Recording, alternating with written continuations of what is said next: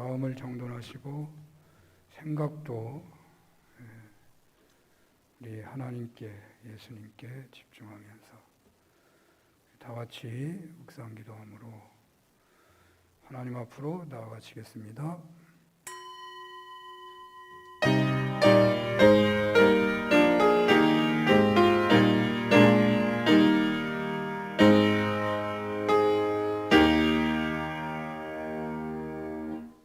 오직 성령이 너희에게 임하시면 너희가 권능을 받고 예루살렘과 온 유대와 사마리아와 땅 끝까지 이르러 내 증인이 되리라 하시니라.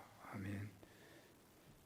전능하시고 사랑이 무한하신 하나님 아버지, 이 땅에 오셔서 십자가를 지시고 부활하신 성자 하나님, 이 모든 것을 믿게 하시고 우리들로 하여금 영자 삼아주신 성령 하나님, 찬양과 영광을 올려드립니다.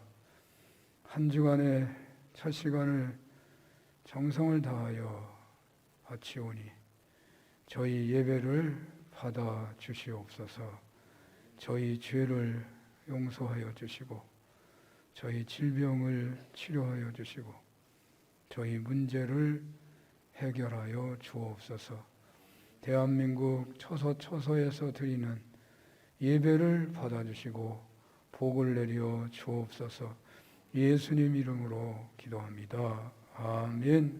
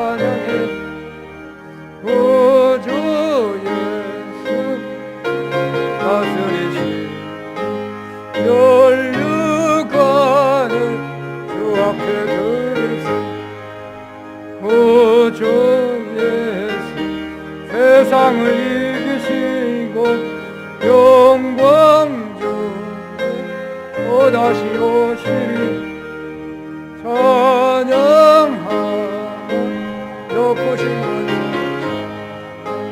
찬양 찬양 영원히 드리세. 아멘.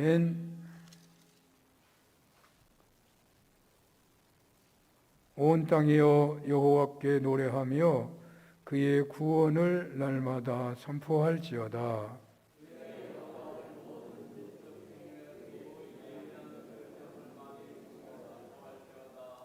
여호와는 위대하시니 극진히 찬양할 것이요 모든 신보다 경외할 것이며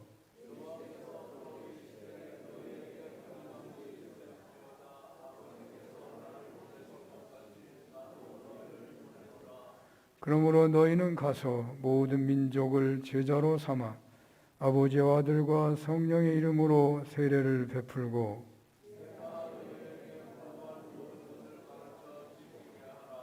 볼지어다 내가 세상 끝날까지 너희와 항상 함께 있으리라 하시니라.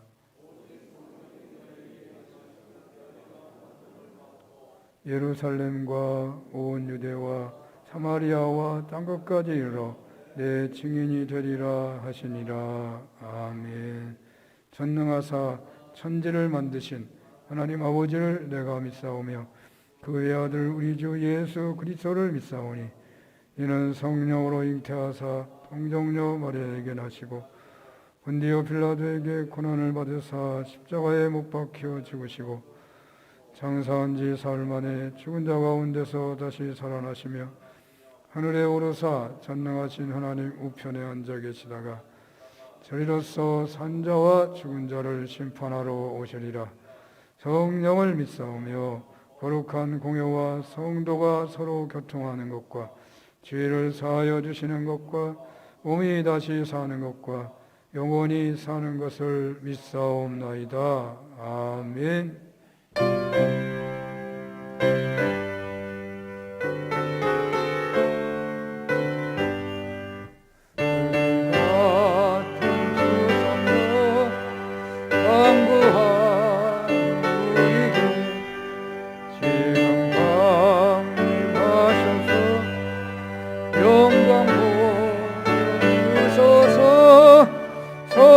성령이여 임하사 우리 영의 소원을 만족하게 하소서. 기다리는 우리에게 불러 충만하게 하소서. 주의 제단 불의에 우리 몸과 영혼과 우리 가진 모든 것 지금 바치옵니다. 성령이여 임하사 우리 영의 소원을 만족하게 하소서.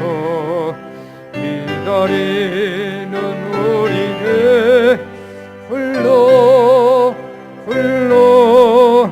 충만하게 하소서.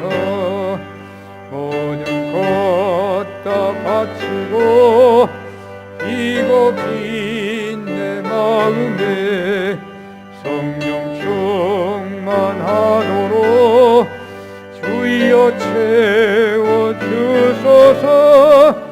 성령이여 임하사 우리 영의 소원을 만족하게 하소서. 기다리는 우리에게 불러 충만하게 하소서. 구속하신 주께서 약속하신 성령을 믿고 강구하오니 지금 내려주소서. 성령이여 임하사 우리 영의 소원을 만족하게 하소서. 기다리는 우리에게 불러 충만하게 하소서. 아멘. 권혁봉 장로님 기도 인도하십니다.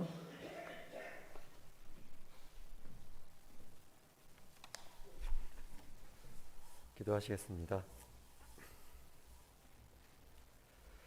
은혜가 풍성하신 하나님 아버지, 지난 한 주간도 변함없는 주님의 사랑과 은혜 가운데 저희들을 온전하게 지켜주심을 감사드립니다. 코로나 바이러스의 위험 속에서도 서로가 조심하며 건강한 삶을 이어갈 수 있도록 늘 함께해 주시옵소서. 코로나로 인해 모두가 함께 모여 예배드리는데 제약이 있고 성도의 교제를 나누는 것도 어렵습니다. 그러나 이러한 상황 속에서도 주님의 은혜가 시원한 빗줄기처럼 내려 교회와 각 가정과 세상에 풍성하게 하시고 감사와 감동이 넘치게 해 주시옵소서. 하나님의 마음을 또한 우리에게 이렇게 부어주심을 감사드립니다. 또한 주님, 특별히 오늘은 총회 선교주일로 하나님께 예배드리는 시간입니다.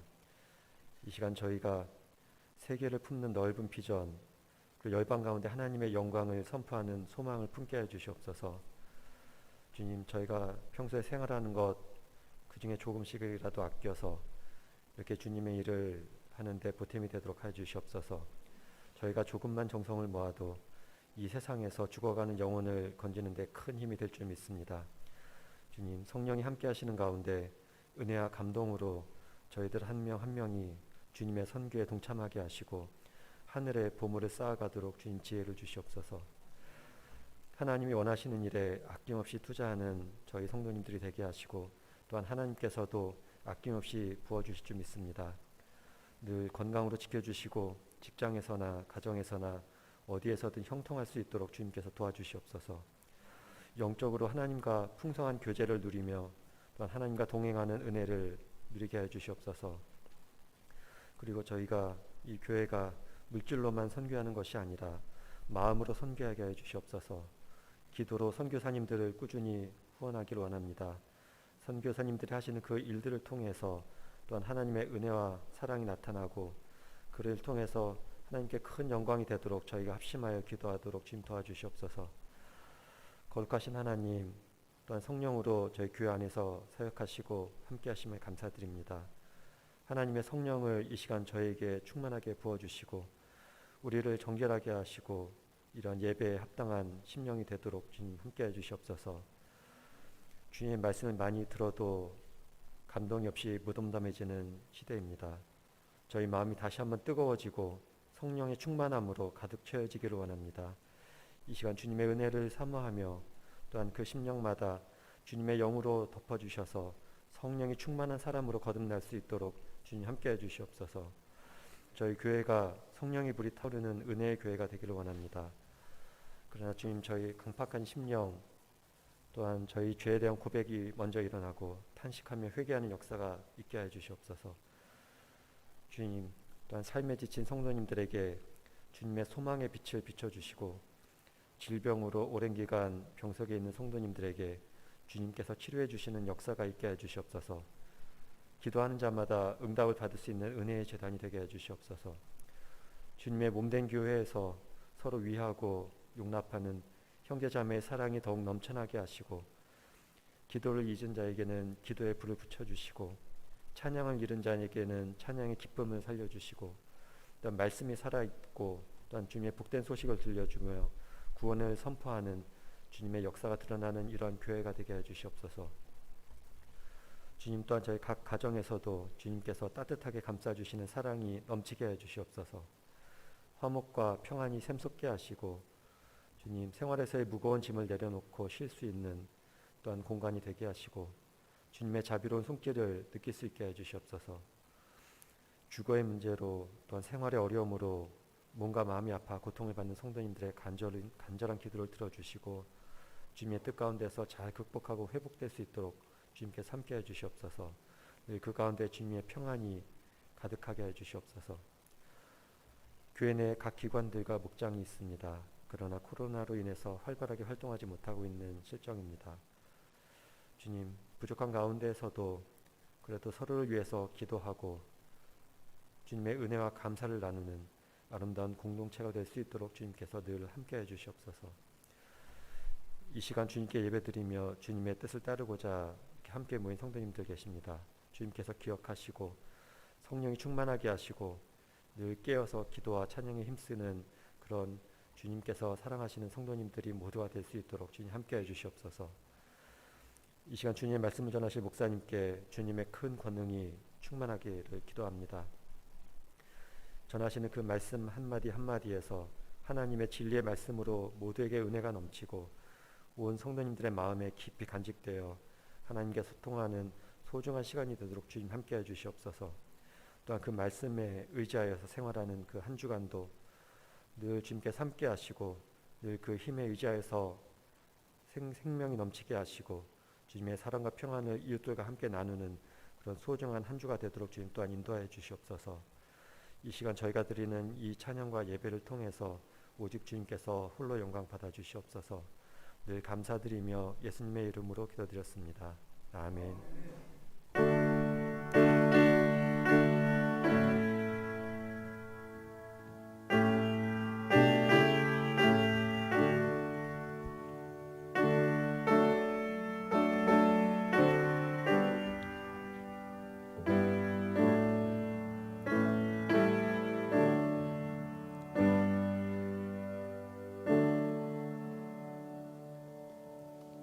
성경 말씀은 마태복음 10장입니다. 마태복음 10장 40절에서 42절입니다. 마태복음 10장 40절에서 42절 봉독합니다. 너희를 영접하는 자는 나를 영접하는 것이요 나를 영접하는 자는 나를 보내신 이를 영접하는 것이니라.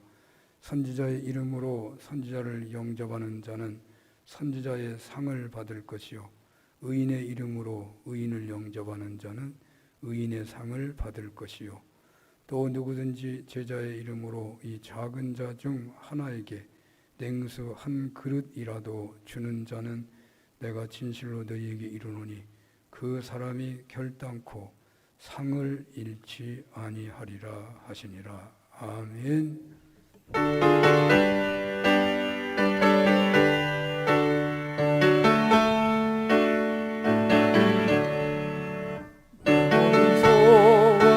기도의 제목 예수를 담기 원합니다.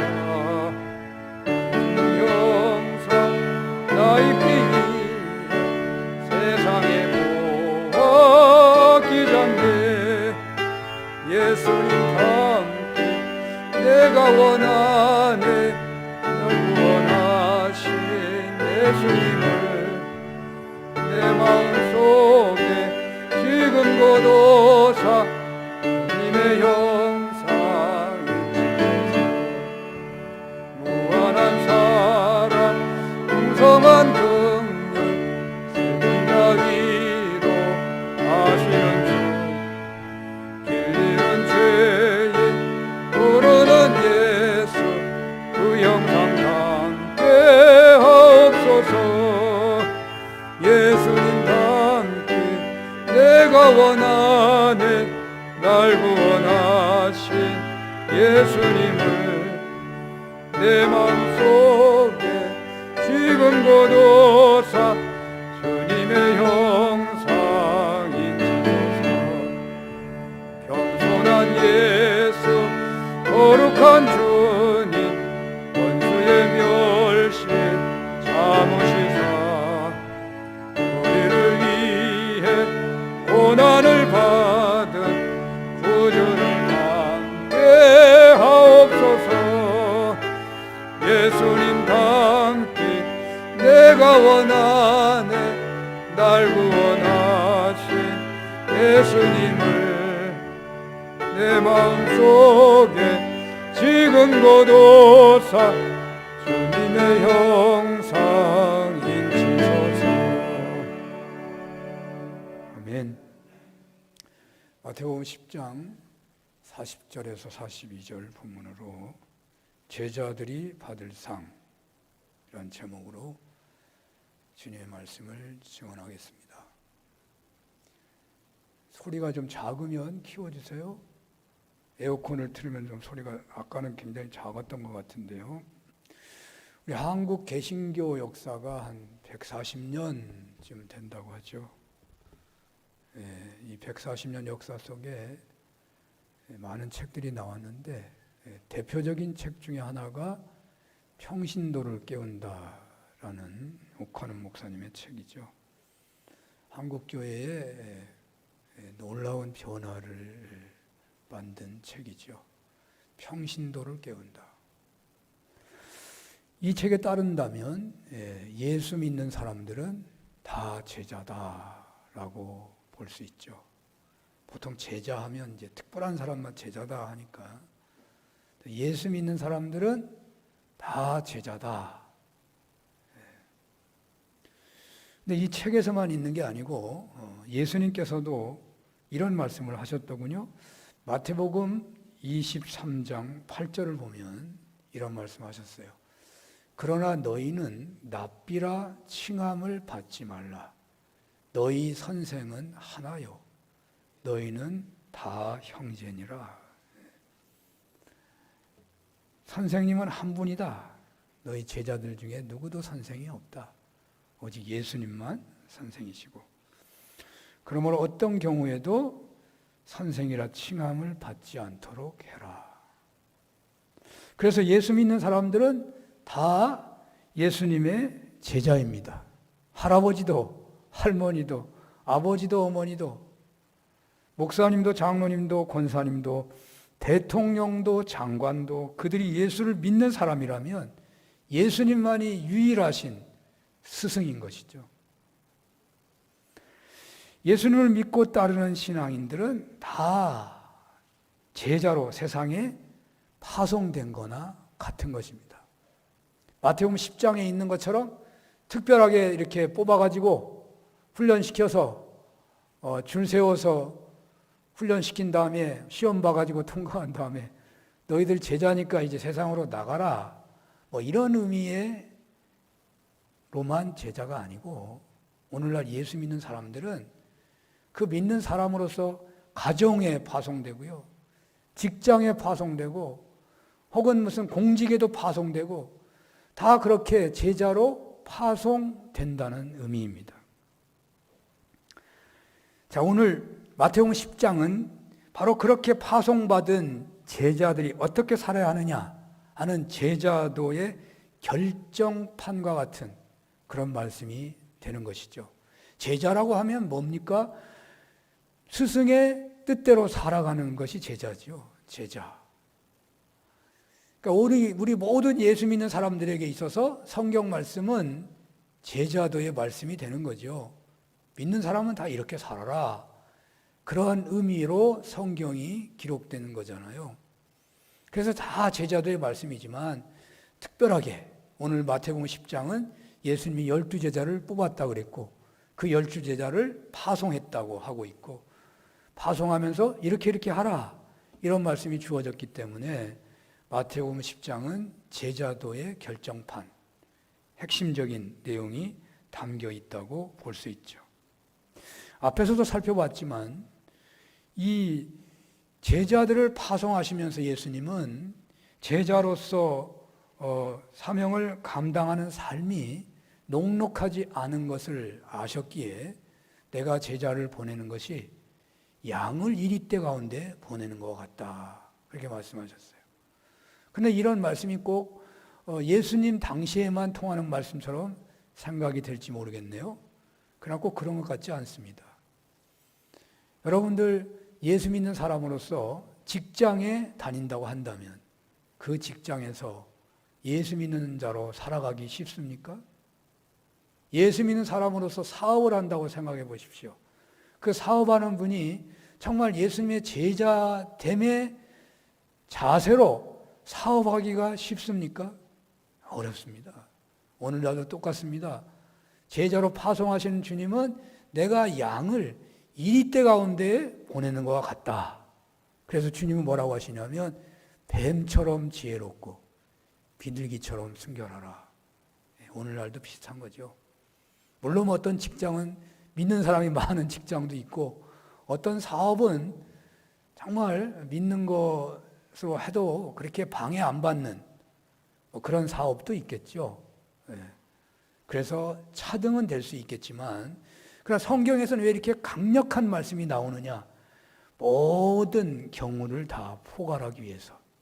그러니까 이 말씀에 모든 어떤 제자의 경우도 다 포함되는 거죠.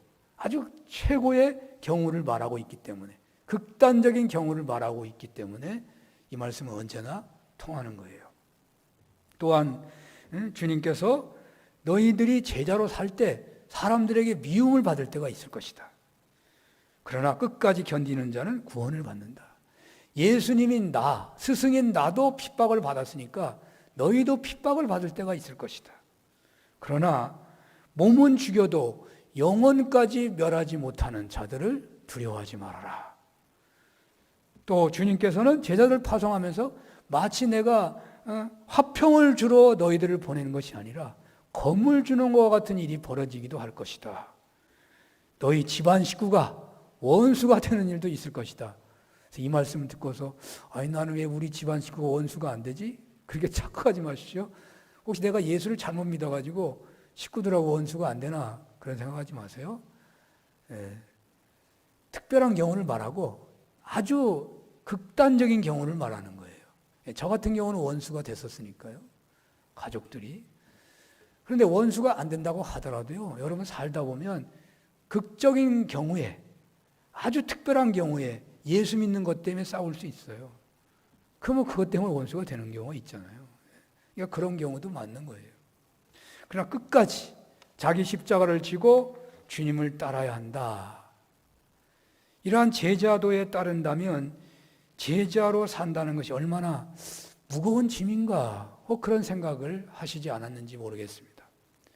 과연 이 시대에 누가 오늘 성경에서 말씀하시는 것처럼 그 제자도에 따라 살아갈 수 있겠는가?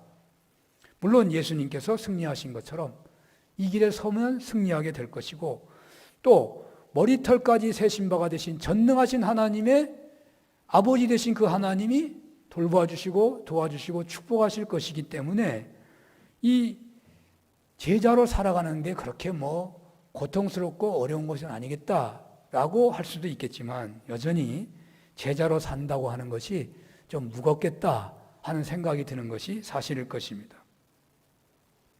그래서 오늘날 그리스도의 제자로 학교에서 선생님으로 사역을 한다면 그냥 평범한 사람으로 선생하는 것보다 좀 힘들까 생각되고요. 예수 믿는 사람으로 무슨 사업을 한다면 안 믿는 사람이 사업하는 것보다 어쩌면 더 힘들는지. 그러나 그것도 세상의 시각으로 볼 때 힘든 거죠. 세상으로 보게. 예수 그리스도의 말씀에 따라서 자유하면서 누리는 그 은혜 안에서 사업을 하거나 교사를 하거나 하는 것은 그렇게 힘든 것은 아닐 것입니다. 그리고 이러한 제자의 삶은 힘들게 보일 뿐만 아니라 보통 세상의 어떤 직분과 같이 어떤 일정한 기간만 되면 끝나고 은퇴하는 이런 것이 아닌 것 같습니다. 제자의 직분은 은퇴를 하는 것이 아니라 주님 앞에 갈 때까지 제자로 살아야 하는 그런 것으로 보여집니다. 빌립보서 3장 12절에서 14절 한번 볼까요? 빌립보서 3장 12절에서 14절 한번 읽어봅니다. 시작. 내가 이미 얻었다 함도 아니요 온전히 이루었다 함도 아니라 오직 내가 그리스도 예수께 잡힌 바 된 그것을 잡으려고 달려가노라. 형제들아 나는 아직 내가 잡은 줄로 여기지 아니하고 오직 한 일, 즉 뒤에 있는 것은 잊어버리고 앞에 있는 것을 잡으려고 표대를 향하여 그리스도 예수 안에서 하나님이 위에서 부르신 부름의 상을 위하여 달려가노라. 아멘. 이 말씀을 보면 제자의 삶은 졸업이 있는 게 아닌 것 같아요. 표대를 향하여 계속 달려갈 뿐이다. 보통 세상의 일은 아무리 귀한 일이라도 대통령 일이라도 무슨 대법원 법관이라고 하더라도 기간이 딱 있어요. 그것만 딱 하면 끝나면 이제 땡 한 거잖아요. 그런데 그리스도의 제자는 주님이 우리를 부르시기까지 선한 싸움 다 싸우고 달려갈 길을 다 달려야 하는 그런 길이라고 보여집니다. 그래서 여러분들이 이제 생명이 다하는 순간이라고 하더라도 여러분 가정에 믿지 않은 누가 있다면 그를 꼭 불러서 예수 믿게 해야 할 사명이 있는 거예요. 그런데 어찌 그 길을 계속 갈 수 있을까요? 그냥 은퇴해버리고 좀 쉴 때도 있었으면 좋겠는데 어떻게 그 제자의 길을 계속 가라고 하시는 것입니까? 과연 그것은 갈 수 있는 거리겠습니까? 이런 생각을 하는데 전능하시고 사랑이 무한하신 하나님, 세상에 어떤 아버지보다 더 가까우시고 더 세세하게 살펴주시는 아버지 되시는 하나님께서 앞에서 말씀하신 그런 정도의 안전장치만으로 제자들로 하여금 평생 제자로 살라고 하시는 분이실까? 그런 생각이 혹 들지 않았는지요? 제가 그런 생각이 들더라고요. 어떻게 좋으신 하나님이 제자로 살라고 하시면서 이 정도의 안전장치만 하시고 은퇴도 없는 제자의 길을 계속 걸라고 하실까? 그랬는데 놀라웠게도 하나님은 그런 하나님이 아니시라 이 제자를 파송하시는 마지막 부분에서 정말 특별한 말씀을 하시네요.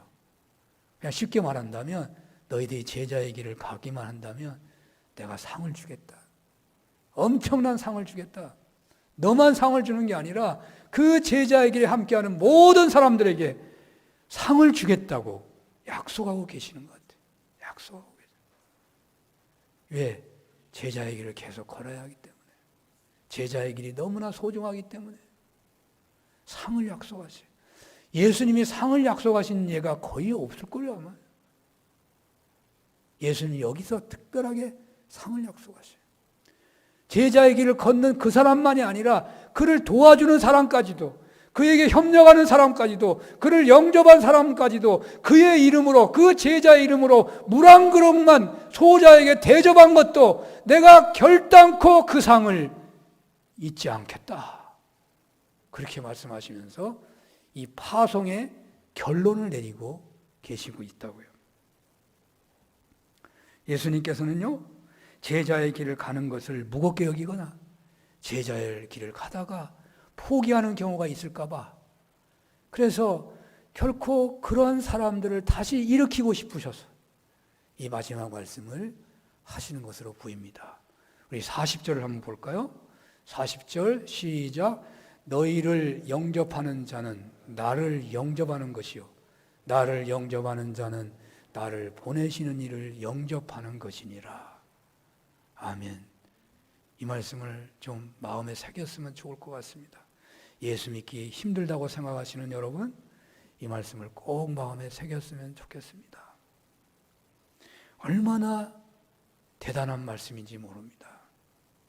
너희를 영접하는 자는 나를 영접하는 것이다. 너희를 영접하는 자는 창조주 하나님을 영접하는 것이다. 이 말씀 앞에서 감동을 못 받을 제자는 아마 없을 것 같습니다. 진정 여러분들이 제자의 길에 서서 제자의 삶을 살고 있으시다면 이 말씀은 사실 보통 말씀이 아닙니다. 이 말씀에 따른다면 제자들의 길을 가는 것은 예수님을 대신하는 것과 같다. 여러분, 신앙인의 최고의 복이 뭘 것 같습니까? 창조주 하나님의 피조물 된 이 사람이 이 땅에서 살아가는 중에 받는 최고의 복은 무엇 같습니까? 여러분, 복을 받고 싶잖아요, 다들. 그래서 막 기도하잖아요. 근데 뭐라고 기도했어요? 최고의 복이 뭐 같아요? 생육하고 번성하는 것이 최고의 복일까요? 땅의 기름진 복과 하늘의 신령한 복을 풍성하게 받는 것이 최고의 복일까요? 이 땅에서 샬롬을 누리는 중에 하나님께 충성하고 장차 하늘나라에서 큰 상을 받는 것이 최고의 복일까요? 하나님을 마음을 다하고 목숨을 다하고 힘을 다하여 사랑하고 똑같이 내 이웃을 이렇게 사랑하는 중에 하나님의 품에 안겨서 영생을 누리는 것이 최고의 복을 받는 것일까요? 다 최고의 복을 받는 말일 것 같아요.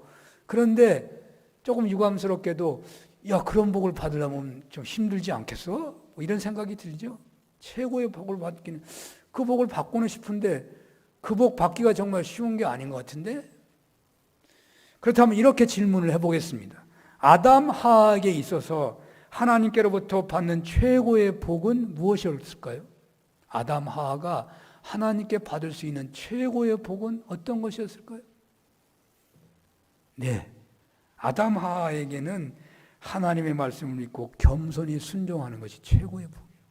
아담 하에게서 최고의 복? 하나님 말씀에 순종하는 게 최고의 복이에요. 아무 조건도 없이 최고의 복, 하나님 말씀에 따라서 선악과만 따먹지 않았으면 최고의 복을 받는. 교만하게 자기 하나님처럼 되려고 하지 않고 겸손하게 하나님 말씀 따라서 그냥 선악과만 따먹지 않는 그 순종만 하면 최고의 복이요, 아담 하와에게. 그렇습니다. 오늘날도 아담 하와에게 그렇게 복 주시기를 원하신 그 하나님은 오늘 또 여러분들의 하나님이셔요. 똑같은 하나님이셔요. 우리에게 창조주 하나님이시고 전능하신 하나님이십니다. 물론 아담 하와가 범죄한 이후에 세상이 아담 하와 시대와 달라지긴 했죠. 그러나 지금은요, 구약 시대는 아니에요. 예수님께서 이 땅에 오셔서 십자가와 부활로서 구원을 성취하셨기 때문에 어떤 의미에서 아담 하와의 범죄 이전과 같은 차원의 시대가 믿는 사람들에게 열려진 것입니다. 그렇지 않아요? 우리 예수 믿었기 때문에 아담 하와의 모든 죄를 예수님이, 아담 하와의 모든 원죄를 예수님이 십자가와 부활로 해결하신 거예요. 해결하셨어요. 그러므로 우리는 구약시대와 달리 만왕의 왕이신 예수님, 세상 모든 주권을 주고 계신 그리스도 예수님의 말씀에 따라 살아가기만 한다면, 다시 말해 예수님의 제자로 살아갈 수만 있다면 그 제자에게는 모든 축복이 예비되어 있는 것입니다. 그러므로 오늘날 신앙인의 최고의 복을 말씀을 드린다면 만왕의 왕이신 예수 그리스도의 제자로 살아가는 것, 우리가 그리스도의 예수의 제자라고 하는 분명한 정체성을 가지고 살아갈 수만 있다면 그 사람은 최고의 복을 받고 있다고 해야 할 것입니다.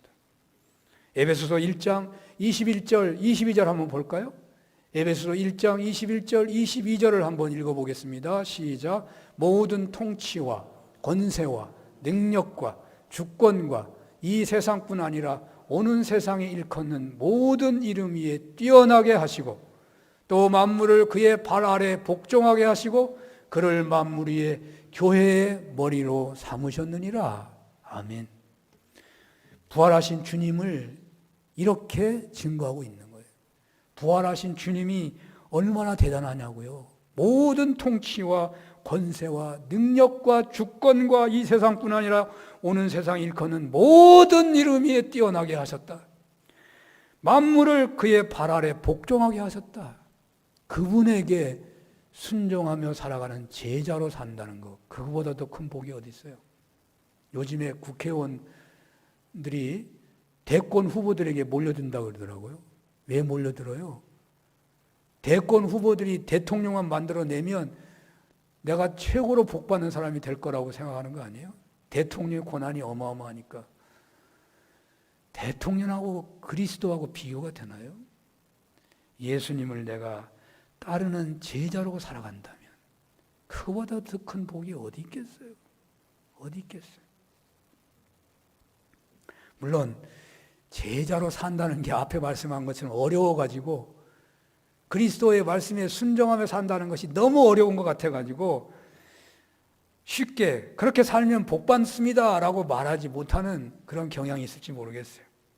그래서 주님께서는 제자를 뽑으셨고 그 제자로 하여금 제자로 살아갈 수 있도록 가르치고 능력을 주셔서 파송하신 거예요. 그러면 주님께서 그렇게 뽑아가지고 그렇게 제자로 살게 하신 그 12제자만 복 있는 것이지 다른 사람은 무슨 복이 있냐고. 여러분 주님께서 12명만 제자 삼으려고 12명 뽑았겠어요? 여러분 군대 가서 훈련할 때 언제나 모델이 있는 거예요. 이 세상에 어떤 경우고 다 모델이 있는 거예요. 제자들은 모델 삼으려고 주님이 뽑으신 것이지 다른 사람은 제자 되지 말고 제자 12명만 제자 되라고 뽑은 거 아니에요. 그 제자 보고서 사실 여러분 보세요. 제자가 제자 될 만한 사람이 있냐고. 그 당시에 똑똑한 사람이 있냐고요. 다 사랑구실하기 어려운 사람들을 뽑았다고요. 주님께서. 그들도 제자로 살게 하셨다고요. 제가 거짓말하는 게 아니에요. 성경의 사실이에요. 다 어부들이고 세리고 말이죠. 그런 사람들이에요. 사도 바울은 훌륭하다고. 여러분, 사도 바울이 훌륭하지요? 율법에 정통한 사람이죠. 그래서 하나님은요, 사도 바울을 이방인의 사도로 세워요. 이방인의 사도, 유대인의 사도로 세우질 않아요. 유대인들이 알아줄 만한 그런 권한이 있으니까 네가 자랑할지 모르니까 이방인의 사도로 세우는 거예요. 이방인한테는 아무 소용없어요. 사도 바울이 그 대단함이 아무것도 아니에요. 하나님은 약한 자를 들어서 강한 자를 부끄럽게 하시고 그렇게 제자 삼으시는 거예요. 그러니까 제자로 산다는 것이 얼마나 귀한 복이겠습니까? 이것을 축복이라는 차원에서 설명한다면 지상 최고의 복된 생애를 살기를 원하느냐? 그렇다면 무슨 일을 하든지 간에 그리스도로부터 파송된 제자로 살아라. 이런 말하고 같아요. 여러분들이 가정에서, 안 믿는 가정에서 그리스도의 제자로 파송된 삶을 살고 있다면 정말 복된 삶을 살고 있는 거예요. 어려울지는 모르지만 여러분이 농사를 짓든 사업을 하든 그리스도의 로부터 파송된 자로 그 고백 아래서 온전하진 못하지만 넘어지면 다시 일어나고 또 회개하고 일어나고 기도하고 다시 일어나고 그 파송된 삶을 살고자 한다면 정말 복 있는 사람이에요. 이렇게 예수 그리스도의 제자가 되기만 한다면, 그러니까 그냥 믿기만 하면 자동적으로 제자가 되는 차원이 아니라 오직 나의 스승은 한 분이신데 바로 그분 예수 그리스도시라고 확실하게 고백하고 결단하고 마치 예수님의 문화에 들어가기로 결단하듯이 그렇게 제자로 살아가기만 한다면 그 사람은 분명 예수님의 가르침에 순종하며 살기가 쉽기 때문에 제자로 사는 것이 복 있다는 거예요. 왜 제자로 사는 게 복 있다고요? 제자로 결단하면 예수님의 말씀대로 살기가 쉬워진다고 말해요. 쉬워져요. 예수님의 말씀대로 살기만 하면 복이 있기 때문에 그렇다고 말입니다. 그러므로 제자도 살아가는 것이 지상 최대의 복이 분명합니다. 그런데 앞에서 말씀드린 대로 제자로 살아가는 것이 그렇게 양을 이리대로 보내는 것과 같고 세상 권세자들에게 핍박을 받게 되고 세상에 검을 주는 경우가 있다고 하는 것처럼 제자도에게 설 때에 넘기 어려운 걸림돌이 있게 되기도 하기에 계속해서 변함없이 그 제자의 길을 가도록 하시기 위해서 주님께서 특별하게 말씀을 하고 계신다니까요. 그 끝부분에서 너희를 영접하는 자는 나를 영접하는 것이요 나를 영접하는 자는 나를 보내시는 이를 영접할 것이다. 그러니까 제자도 살아가는 것이 복이 있는데 한 10년만 한 20년만 그렇게 살아가는 것도 복이지만 죽을 때까지 그렇게 살아가는 것이 복이 있다는 거예요. 사도 바울처럼 말이죠. 그래서 이 끝부분에서 나를 영접하는 자, 너희를 영접하는 자는 나를 영접하는 거다. 이런 말씀을 하셨다니까요. 늘 이 말씀을 묵상하시며 제자도에 늘 서시는 은혜가 있으시기를 축원합니다. 제자들 하여금 고난 속에서도 변함없이 제자로 살아가도록 해주신 이 말씀은 오늘날로 표현한다면 그리스도의 대사로 파송받는 의미도 있어요. 그리스도의 대사다. 그래서 제자로 사는 분들은 하나님의 대사, 그리스도의 대사다. 이런 정체성을 가지고 살아도 돼요. 그런 정체성이 분명한다면 그 자체가 은혜예요. 대단한 은혜예요. 내가 예수님의 대사다 말이죠. 제가 분당 한신교회 임시당회장을 했는데 그 지금은 일종의 경기노예의 대사로 파송된 거와 같더라고요. 그래서 저는 사실은요 조금도 위축되지 않았어요. 제가 어쩌면 그렇게 큰 소리를 많이 했는지 몰라요. 하나도 두렵지가 않더라고. 아주 당당하게 했어요. 조금도 흐트러짐이 없이. 그분들이 막 위압을 하고 막 큰 소리를 쳐도 하나도 안 두렵고 조금도 위축되지 않고 옆에 분이 나보고 그러더라고. 어떻게 이렇게 웃으면서 막 큰 소리를 하냐고. 제가 화도 났지만 그렇게 막 화가 나는 게 아니라 안타까운 거예요. 그러면서 막 큰 소리로 했어요. 그래서 마지막에 정말 어려운 문제였지만 그 문제를 노예로 올릴 수가 있었어요.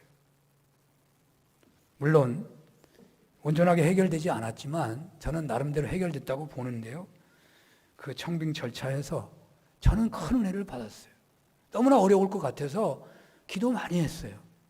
근데 기도하다 보니까 이상하게요. 제가 제 자신을 놓고 기도를 많이 하게 돼요. 청빙 목회자를 모시는데 내가 정말 예수님을 목자로 모시는가 그런 생각을 많이 하게 되더라고요.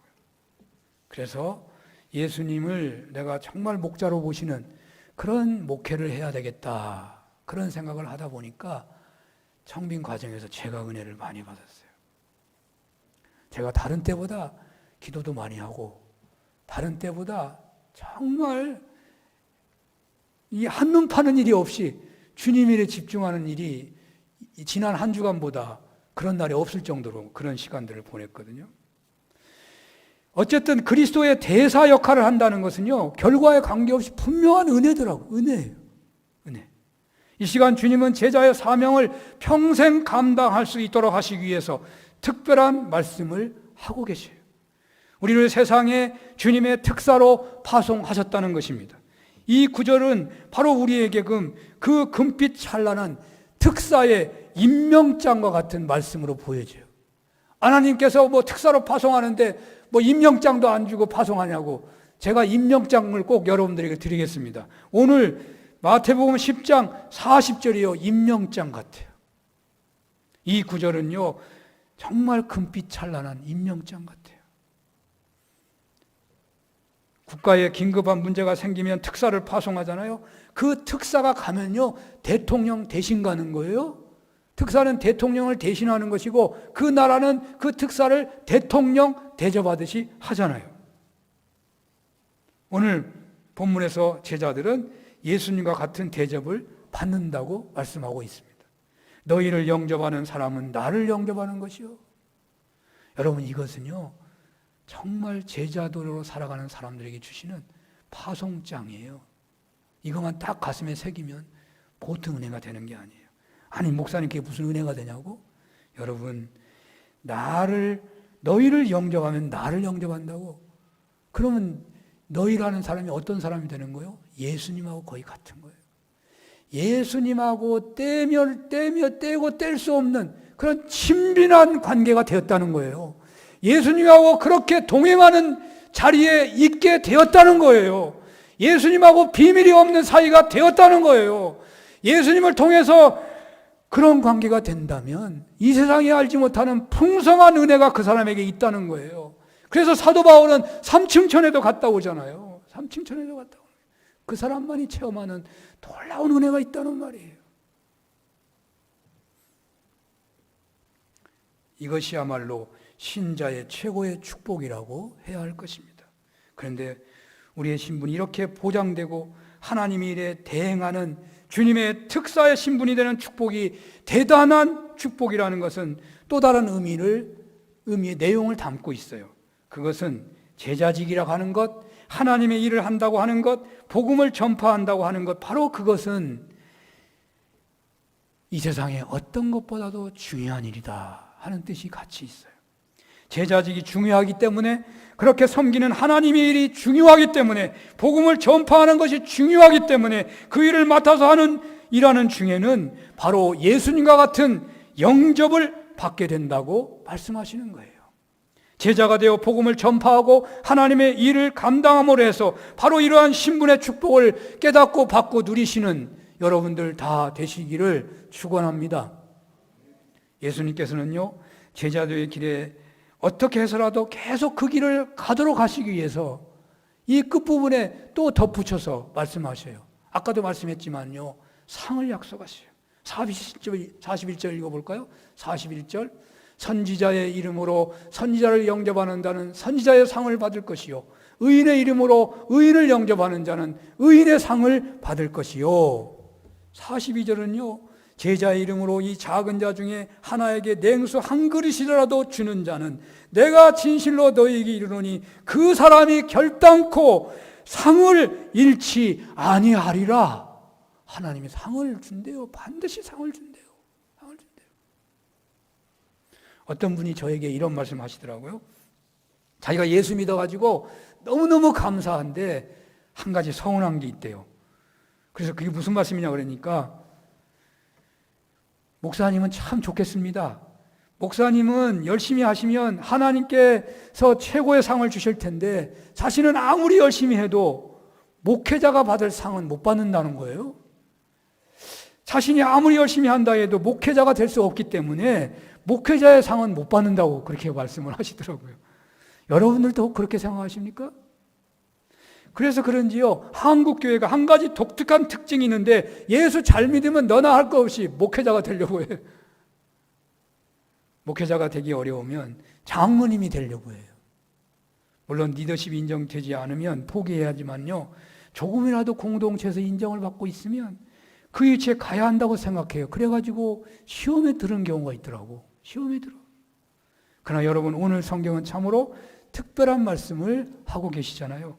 그것은 목회를 하지 않아도, 장로님 사역을 하지 않아도 목회자의 상, 장로님의 상을 받을 수 있다고 말씀하고 있어요. 선교사로 나가지 않아도 선교사의 상을 받을 수 있다고 말씀하고 있어요. 참으로 중요한 말씀입니다. 모두가 목회자가 되거나 모두가 선교사가이거나 한다면 어떻게 하겠습니까? 정말 목회자의 면목을 할 정도로 열심히 충성하는 장로님, 그런 신앙인들 있잖아요. 있어요. 저를 부끄럽게 하는 신자들이 있어요. 사실 이 말씀은 이런 분들에게 얼마나 귀한 말씀인지 모릅니다. 다시 말하면 어떤 사람이라도 제자도의 삶을 살면 하나님께서 반드시 제자의 상을 주신다는 거예요. 제가 하나님의 일을 잘하면 그 상을 누가 누구에게 돌아가느냐? 그 사역을 잘하도록 돕고 영접한 분들에게도 그 상이 돌아간다, 그 말이에요. 이 약속이 있기 때문에 목회자인 저는 여러분들에게 협력자가 되라고 강하게 말할 수도 있고, 또 그 사실을 믿기 때문에 우리는 또한 적극적으로 함께 헌신하는 협력자가 되기도 하는 것입니다. 내가 꼭 그 일을 해야만 복을 받는 것이 아닙니다. 그 일을 하는 사람을 돕는 사람, 그분도 그 일을 하는 사람이 받는 상을 받는 거예요. 기장에 어떤 특별한 교회가 있더군요. 노예 행사 때문에 그 교회를 방송했는데요, 그 교회 갔더니 뭐 엄청 대접을 해요. 목사님이라고 막 어마어마하게 대접해요. 여신도들이 앞장서 가지고 선물 주고 무슨 찬양을 하고 말이죠, 융숭한 대접을 해주는데, 주님께 충성하는 목사님들이라 대접한다고 그러더라고요.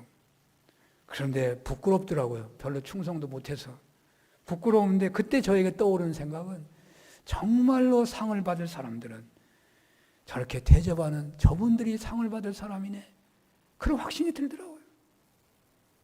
그렇습니다. 여러분들이 목회자를, 교회 장로님들을, 목장의 목자와 교회 기관의 회장님들을 대접하신다면 그것은 그분들이 받을 상을 여러분도 받는 것입니다. 여기에 대접은 단지 그 무슨 물질을 가져다 준다든지 무슨 세속적인 의미만을 말하는 게 아니에요. 여기서 대접한다는 것은 선물을 가져준다는 것도 아니에요. 여기서 대접은 영접을 말합니다. 환영을 말합니다. 마음이 움직인 섬김을 말하는 거예요.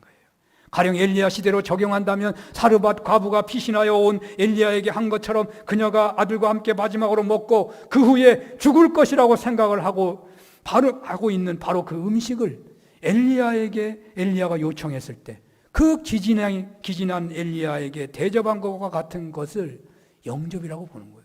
그런 영접. 그래서 그녀가 엘리야의 예언 사역을 적극 돕게 된 그 대접을 영접이라고 하는 것입니다. 신약에서 찾는다면 여기 영접은 누디아가 바울이 기도처를 찾고 있을 때에 자기 집으로 모셔와서 극진히 대접하고 그에게 선교를 위하여 모든 것을 제공해 주는 바로 그런 영접을 말한다고 하겠습니다. 물론 이건 어마어마한 거지만 이거보다 수준이 낮아도 영접이에요. 또 여기서 영접은 바울이 공격에 처했을 때 그를 도와주고 그를 안디옥에 파송하고 그와 함께 사역을 했던 바나바와 같이 협력하는 것을 말하는 것입니다. 여러분, 구약시대 최악의 기근시대에 최고로 축복받은 사람이 누구였습니까? 사르밧 과부였습니다. 그는 먹을 것을 끊임없이 공급받았습니다. 죽은 아들이 소생하는 복을 받았습니다. 신약의 선교시대에 최고의 복을 받은 사람이 누구이겠습니까? 누디아, 바나바가 아니겠습니까? 이렇게 영접하고 대접할 때 어찌 그 선교사가 받을 상을 받지 않겠습니까? 어찌 그 예언자의 상을 받지 않겠습니까? 어찌 그 사도의 상을 받지 않겠습니까? 이렇게 영접하고 협력하는 태도로 함께하는 신앙인들이 될 때에, 이런 신앙인들이 한 사람 두 사람 늘어날 때 우리 사는교회는 새로운 도약의 시대를 열게 되지 않겠습니까? 우리 모두는 다 주님의 제자입니다. 그 주님의 제자들이 하는 사역에 서로 협력자들이 되었으면 좋겠습니다. 남의 약점을 지적하는 것은 세상에서 사실 제일 쉬운 일입니다. 남의 실수를 발견하는 것 역시 쉬운 일입니다. 좋은 일도 아닙니다. 그러나 상대방을 진정으로 격려하는 것 어렵다고 하지요. 그러나 누가 상을 받습니까? 격려하는 자, 협력하는 자가 상을 받는 것입니다. 하나님은 그 상을 결코 잊지 않으신다고 하셨습니다. 목회자의 상, 장로님들의 상, 선교사의 상, 봉사자의 상, 전도자의 상, 많은 상을 쌓으시는 여러분들 다 되시기를 바랍니다. 우리 사능교회 공동체에서 이런 상이 쌓이게 되면 풍성한 생명의 열매를 맺게 될 것입니다. 이런 공동체를 세우시는 은혜가 있으시기를 축원합니다. 기도하겠습니다. 하나님, 저희들 오직 예수님만을 스승으로 모시고 평생 제자로 살아가게 하옵소서. 예수님 이름으로 기도합니다. 아멘.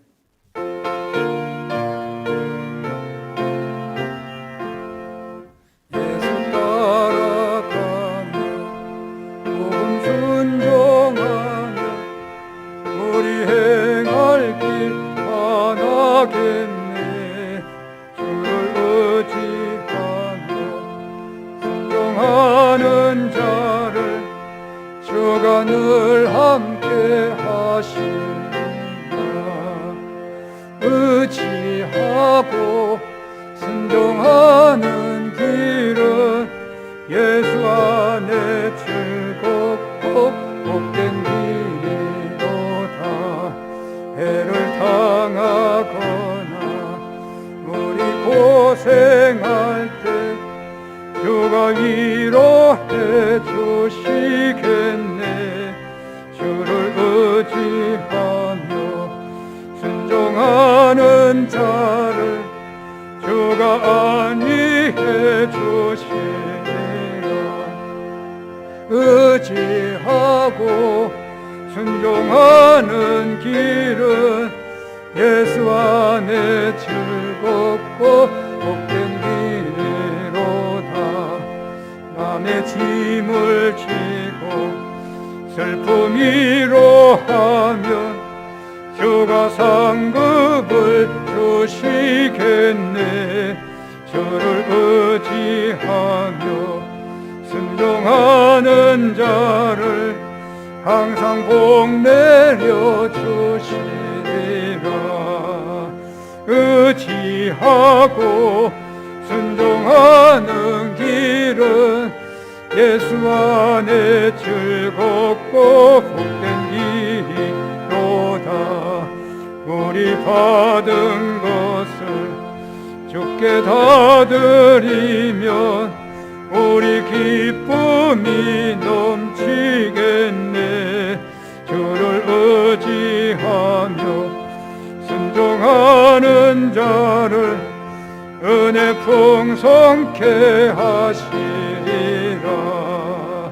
의지하고 순종하는 길은 예수 안에 즐겁고 복된 길이로다.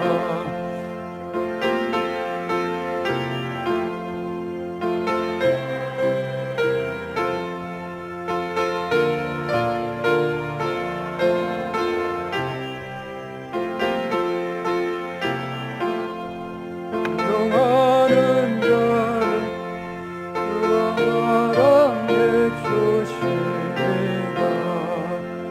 의지하고 순종하는 길은 예수 안에 즐겁고 복된 길이로다. 할렐루야. 하나님 아버지, 우리의 몸을 드리는 고백으로 물질을 성별합니다. 11조를 받아주시고 하나님 나라 운동에 평생 쓰임받는 손길 되게 하여 주옵소서. 감사의 정성을 받아주시고 하나님 삶 속에 감사의 열매가 풍성케 하여 주시고 기관헌금, 주일헌금, 성교헌금, 모퉁이헌금, 건축헌금 1,000번제로 드리오니 하나님 제목에 합당하게 쓰이는 것처럼 위기가 오히려 감사가 되는 복을 주시옵소서. 하나님 예배를 위하여 돕는 모든 손길들, 차량봉사, 방송실 봉사, 재정봉사, 보이지 않는 봉사 기뻐 받아 주시옵소서. 예수님 이름으로 기도합니다. 아멘. 교회 소식 전합니다. 오늘 총회 선교주일인데요. 봉투를 드리지 않았습니다. 올해 코로나로 어렵고 또 복구 헌금으로 어렵고 해서 올해 총회 선교주일 헌금은 주일 헌금을 대신해서 보내기로 했습니다. 총회가 개교하기 어려운 선교 사역에 큰 일을 할 수 있도록 여러분 기도해 주시기 바라고요. 윤기수 목사님은 오늘 광명교회 은퇴식 있고요. 노예 선교위원회 모임이 화요일 날 저희 교회에서 있는데 이런 모임 우리 교회가 좀 자주 해야 될 것 같습니다. 아프신 분들 위해서 기도해 주시기 바라고요. 쌀보리쌀 군산에서 작년에 이서 왔는데 20개 시켰다가 벌써 다 나갔네요. 다시 시키는 분들 모아가지고 다시 그곳에서 있는 대로 받아가지고 전해주겠습니다. 김기태 선교사님 부친이 돌아가셔서 여러분 기도해 주시기 바랍니다. 다 같이 일어나시겠습니다.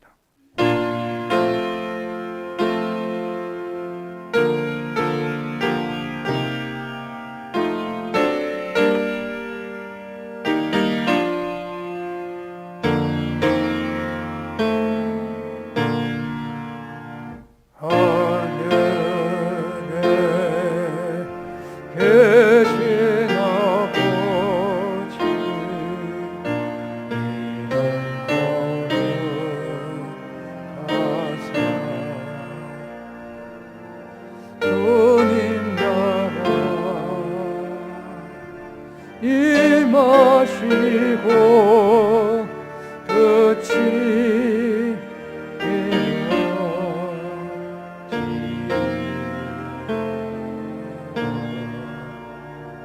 일용할 양식 주시고 우리들의 큰 죄 다 용서하시고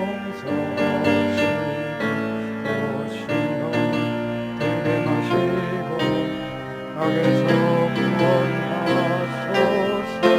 내게 주의 나라 주의 권세 주의 영광 영원히